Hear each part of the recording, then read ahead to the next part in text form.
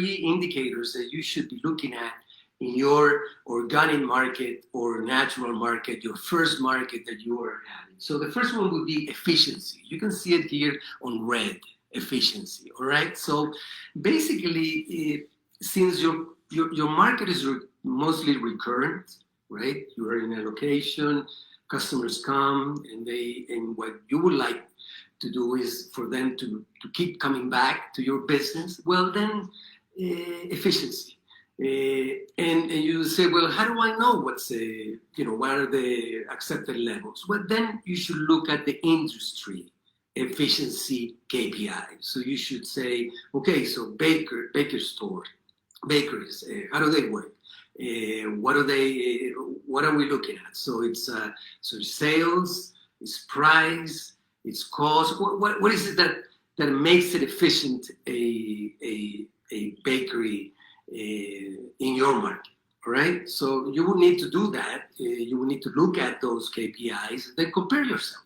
And then, so you look for those KPIs in the industry, and then you design a tool in order to evaluate your own KPIs. A lot of the information you may already have from financial or operational follow-up that you do.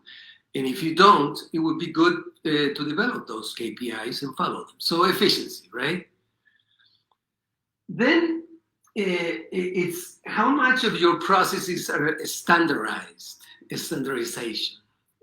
Usually when you have an organic market that is going to evaluate you constantly and is going to see how your product is, okay, so you need certain standards. So again, you should go back to your industry and analyze the industry and say, well, what are the standards of baker stores that I would need in order to be looking at in order to make it more efficient? So you reach efficiency through standardization, right?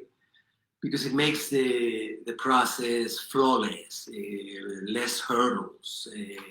It's playing the field, so you can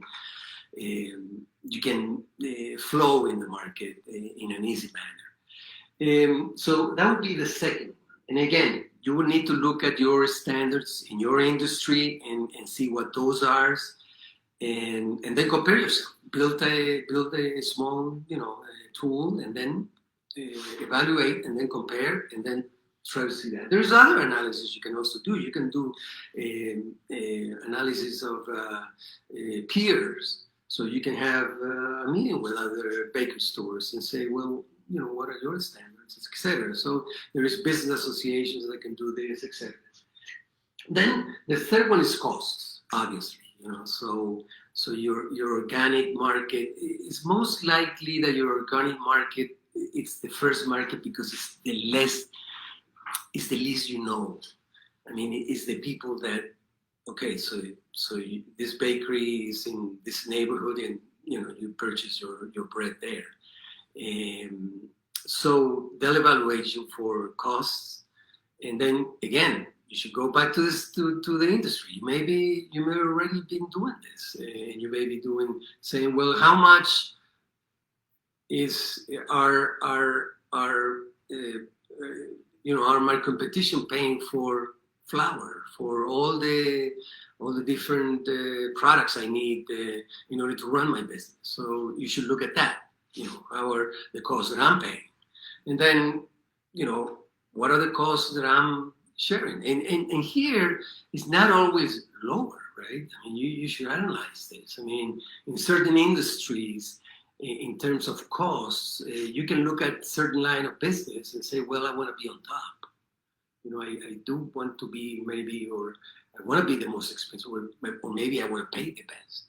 So it all depends on your strategy and what those are. But use costing as a tool in order to evaluate your organic market, which is your first market, which is the market that naturally you are selling to.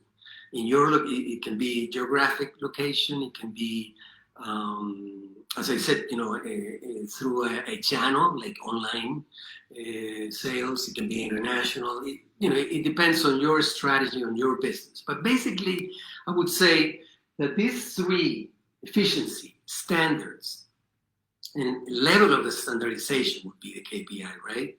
And costs. So what are my costs? What are, what's my relationship of cost against the industry? And I would analyze that. And based on that, you may have some findings. You may find that you are either paying too much for something or that you are not very efficient in certain processes. And those processes, if they're improved, they lower your price.